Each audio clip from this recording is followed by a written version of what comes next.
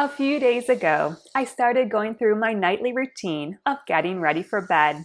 I brushed my teeth. When I change my clothes, I deflate my tracheostomy tube cuff and disconnect from my ventilator.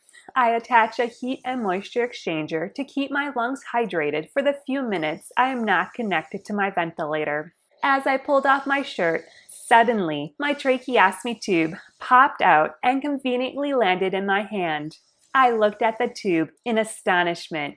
The tracheostomy tube holder was still attached to the tracheostomy tube, but the velcro, which allows the tracheostomy tube holder to be adjusted to the proper neck width, had unfastened itself.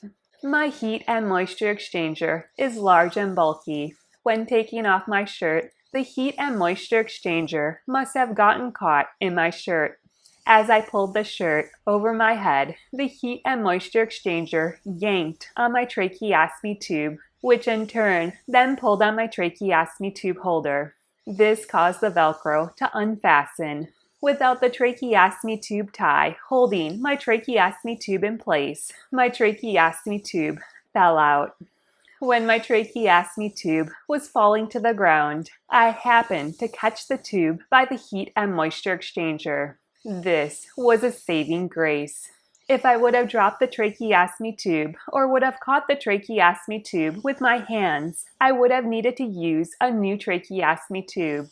However, since I did not touch the tracheostomy tube, I decided it was safe to reinsert the tracheostomy tube into my airways. I carefully held my tracheostomy tube and I frantically looked for a clean obturator. I found one in my supplies. I then inserted the obturator into my tracheostomy tube.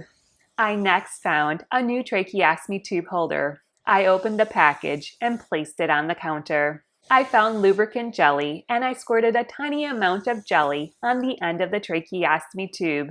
I then inserted the tracheostomy tube into my tracheostomy site. I took out the obturator. I then took the tracheostomy tube holder and fastened it around my neck. I adjusted the Velcro to the appropriate length. I then connected back up to my ventilator.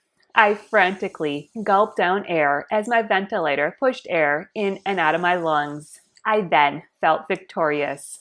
I had done it. I had gotten my tracheostomy tube back in. I am so happy I made it through another emergency situation.